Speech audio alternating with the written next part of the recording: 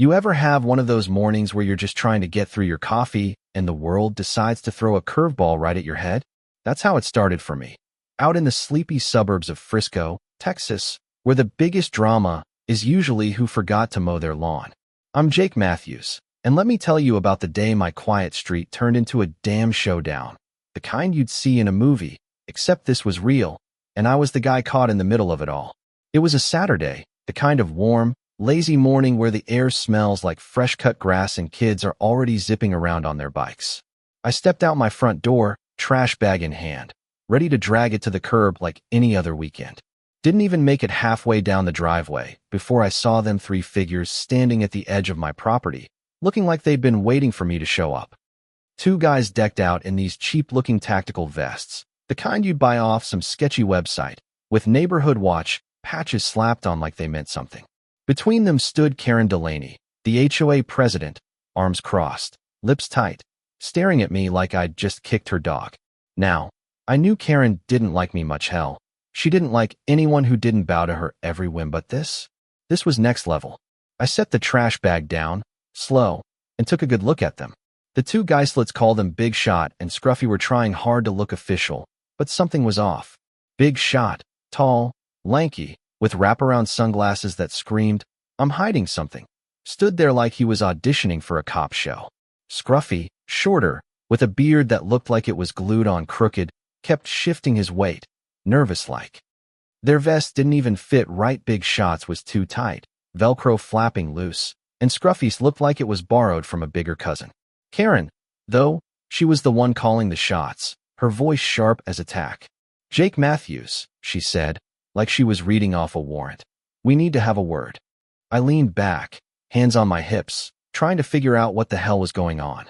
"A word about what, Karen?" I asked, keeping my tone light, but I could feel my gut tightening. Big Shot stepped forward, all puffed up. "Neighborhood watch," he said, like it was supposed to mean something. "You're in violation of community standards. We're here to detain you until the authorities show up." Detain me? I almost laughed, but the way he said it, all serious, made me pause. I glanced at Karen, who was nodding like this was the most normal thing in the world. "Detain me for what, exactly?" I asked, my voice still calm, but there was an edge creeping in. Scruffy pulled out a crumpled piece of paper from his vest, reading off it like it was scripture. "Unapproved fence height, non-compliant mailbox, hosting loud gatherings, parking violations," the list goes on. I couldn't help it. I chuckled. Loud gatherings? My sister's baby shower last month where we played acoustic guitar till, 9 p.m.? An unapproved fence that was 6 inches too tall? This was ridiculous, but the way Big Shot's hand hovered near his belt, like he was itching to pull something, told me this wasn't just about a mailbox. "So, let me get this straight," I said, stepping closer. "You think you can roll up on my property in those dollar store vests and arrest me over a fence?" Karen's face went red, her arms crossing tighter. "Don't play smart with me, Jake. You've been ignoring my notices for months, and I'm done letting you make a mockery of our community standards. These men are here to enforce the rules." I raised an eyebrow, looking from her to the two wannabe cops. "Enforce? Karen, there's no such thing as neighborhood watch with handcuffs. You're trespassing, and you," I pointed at Big Shot, "you're playing a dangerous game pretending you've got any authority here." Big Shot's jaw clenched, but Scruffy looked like he wanted to bolt, his eyes darting to the street like he was praying for an escape route. That's when I noticed the neighbors. A curtain twitched across the street. Mrs. Larson, probably already on the phone with her book club. A kid, maybe 15, named Ethan, was holding up his phone, filming from his porch. Down the block, a couple stepped out, whispering, watching. This wasn't just my driveway anymore. It was turning into a stage, and I could feel the weight of all those eyes. Karen must have felt it too, because she doubled down, her voice getting louder. "You think you're above the rules, Jake, because of who you are? Well, not anymore. We're taking control of this neighborhood, and you're not going to ruin it." Who I am? That hit me like a jab. See, Karen didn't know it really. She knew I kept to myself, didn't kiss up at HOA meetings, didn't care about her endless emails about community aesthetics. But she didn't know I'd spent 12 years with the FBI, working cases that'd make her lock her doors for a month. I'd faced down real threats: cartel runners, con men, Guys who'd kill you for looking at them wrong, and here I was, staring at two clowns in thrift store gear and a woman who thought a clipboard made her queen. I smiled, just a little, and leaned in. Karen, you've picked the wrong guy to mess with today. Big Shot didn't like that. He stepped closer, boots scraping the concrete, his shades reflecting my face back at me. Don't make this harder than it needs to be, he said, his voice trying to sound tough but cracking just enough to show he wasn't sure. You're coming with us, or we'll make you. I didn't move, didn't flinch. Harder, I said, my voice low, steady. Son, you've got no idea what hard looks like. You've got 30 seconds to back off before this turns into something you can't undo. Scruffy muttered something to Big Shot, tugging at his arm, but Big Shot shrugged him off, his hand still hovering near his belt like he thought he was Clint Eastwood. The air got thick, like the whole street was holding its breath. Ethan, the kid filming, shouted, Yo, Mr. Matthews, live people are watching this. I caught a glimpse of more phones popping up, neighbors stepping onto their lawns, some whispering, some yelling. This is crazy, a woman called from her porch. You can't just arrest someone, Karen. Another voice chimed in. Where do you even get these guys? Karen's face twisted, but she wasn't backing down. This is about order, she snapped. We have standards, and Jake's been thumbing his nose at them for too long. I shook my head, almost feeling sorry for her. Order? Karen, this isn't order. This is you throwing a tantrum because I didn't paint my mailbox the right shade of beige. You brought fake cops to my house, fake cops, and you think that's gonna fly. Big Shot bristled, but Scruffy was unraveling, his hands fidgeting like he knew they were in over their heads. I turned to him, keeping my voice calm but sharp. You know this is wrong, don't you? You're standing on my property, pretending you've got power you don't. Walk away now, before the real cops show up. That's when Big Shot made his move. He reached into his vest and pulled out a pair of handcuffs, real ones, not the plastic kind kids play with. The metal clanked, loud enough to make the crowd gasp. You're under neighborhood arrest, he said, trying to sound official, but his voice shook just enough to give him away. I locked eyes with him, my heart steady, my training kicking in. You take one step toward me with those cuffs, I said, slow, deliberate. And you're looking at felony charges, impersonating an officer, attempted unlawful restraint. That's prison time, buddy, not a fine from Karen's HOA. Scruffy grabbed Big Shot's arm, whispering, Man, this is nuts, we can't cuff him. But Big Shot, let's call him Eddie now. I heard Scruffy mutter his name, shoved him back. I've got this, he growled, stepping closer, cuffs dangling like he was daring me to blink. The crowd was alive now, shouting, filming, some yelling for someone to call the cops. Ethan was still live, his voice cracking with excitement. This is wild, Wildhausens are watching. Karen egged Eddie on, her voice shrill. Do it. Show him we're serious. I didn't budge. I'd faced worse than Eddie, guys with real guns, real motives, real blood on their hands. This guy? He was a poser, and I knew it. Eddie, I said, my voice low, almost a whisper, you're one bad choice away from ruining your life. Think hard. His hand shook, the cuffs rattling, sweat beading on his forehead. Scruffy was done, backing toward the street, muttering, I'm out, man, this ain't worth it. He ripped off his neighborhood watch, patch, and tossed it on the ground, the cheap Velcro hitting the pavement like a surrender flag. The neighbors lost it, gasps, shouts, phones zooming in. Karen's face went pale, but she wasn't giving up. Pick those cuffs up, she screamed at Eddie. Don't let him win. But Eddie was cracking, his eyes darting to the crowd, the phones, the growing murmur of leave him alone from every corner of the street. I leaned in, just enough for him to hear. You're not a cop, Eddie. You're a guy in a vest, and the longer you play this game, the deeper the hole you're digging. Walk away. He froze, the cuffs still in his hand, his pride fighting a losing battle with the reality staring him down. And then, like an idiot, he made his move. He lunged, reaching for my wrist, thinking he could force those cuffs on me. Big mistake. In one motion, I sidestepped, grabbed his arm, twisted it behind his back, and had him on his knees before he could blink. Those cuffs he loved so much. I snapped them on his wrists, smooth as you please, my training making it look easy. The crowd exploded, shouts, cheers, someone yelling. Did you see that? Ethan was losing his mind. Yo, Mr. Matthews just flipped the script. Eddie groaned, more shocked than hurt, his shades crooked on his face. I held him there, not hard, just enough to keep him still. "You're done," I said, my voice calm, professional. "Don't make it worse." Karen was beside herself, screaming, "You can't do this. You're not allowed." I looked at her, my eyes cold. "Actually, Karen, I am. I'm detaining him for impersonating an officer and trying to assault me on my own property. You want to talk about what's not allowed? Let's start with you." That's when I pulled out my badge.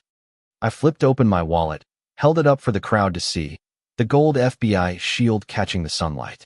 "Special Agent Jake Matthews," I said, loud enough for everyone to hear. "Federal Bureau of Investigation." The street went dead quiet. You could have heard a pin drop. Mrs. Larson gasped so loud I thought she'd faint. Ethan was practically jumping. "He's FBI, y'all. FBI." Phones were everywhere, catching every angle, every stunned face, especially Karen's. Her mouth opened, then closed, like a fish gasping for air. "You brought fake cops to my house, Karen," I said, my voice steady but cutting. "You thought you could scare me into submission over a damn mailbox.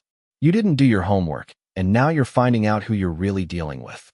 The crowd was buzzing now, voices piling on. "She's done," someone shouted. "This is harassment," another called.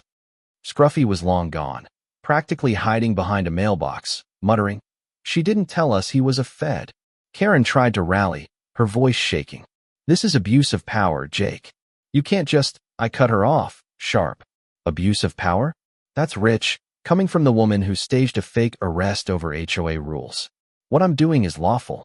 What you did, that's criminal." The neighbors were done with her, their voices drowning her out. "You went too far, Karen. We saw it all." Ethan's live stream was blowing up, comments flooding in from strangers across the country. And then, right on cue, the siren started. Red and blue lights lit up the block, 2 patrol cars rolling in, tires crunching on the asphalt. The crowd parted, phones still up, capturing every second.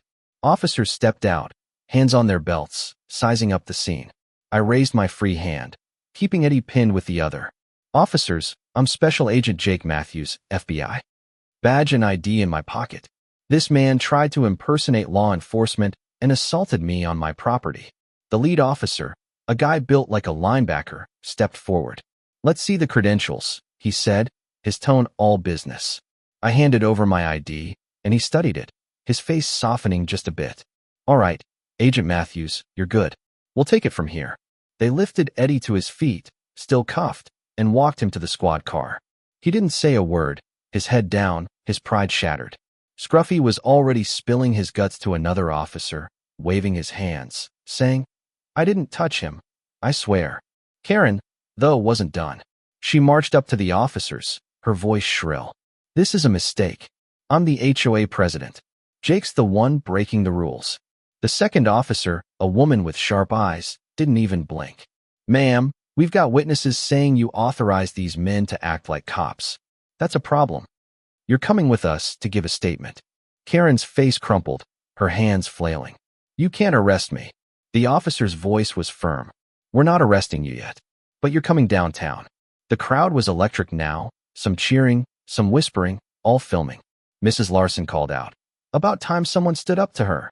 As they escorted Karen to the second squad car, she looked back at me, her eyes burning with something between rage and fear.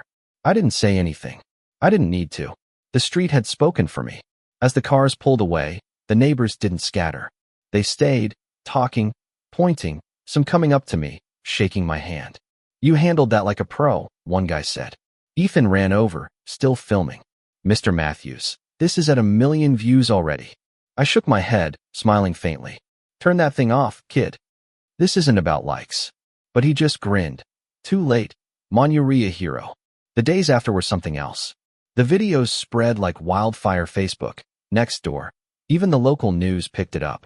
Frisco HOA president detained after standoff with FBI neighbor. The headlines screamed. Karen's house went dark, her car gone, her reign over the HOA finished. By Tuesday, the board sent out an email about a special meeting to address leadership changes. Everyone knew what that meant. She was out. But it wasn't just about Karen. Turns out, Eddie had a rap sheet: petty theft, a couple of bar fights, nothing big, but enough to show he was just a guy looking for a quick buck. Scruffy, whose real name was Mike, spilled everything to the cops, said Karen had promised them cash to teach me a lesson. She'd been gunning for me for months, ever since I pushed back on her stupid rules at an HOA meeting. Apparently, I wasn't Frisco material in her eyes. That stung, not gonna lie, but it also made sense. Karen didn't like anyone who didn't play her game. By Wednesday, the neighborhood was different. People were really talking over fences, in driveways, at the park. A group of us met up one evening, just to hash it out. They asked me to say something, and I didn't want to, but I did. Look, I said, this wasn't about me being FBI. It was about standing up to a bully. Karen thought she could scare us into line, but she forgot one thing. This is our home. We decide what kind of community we want, not her. A woman named Sarah, who'd lived here longer than me, spoke up, her kid tugging at her hand.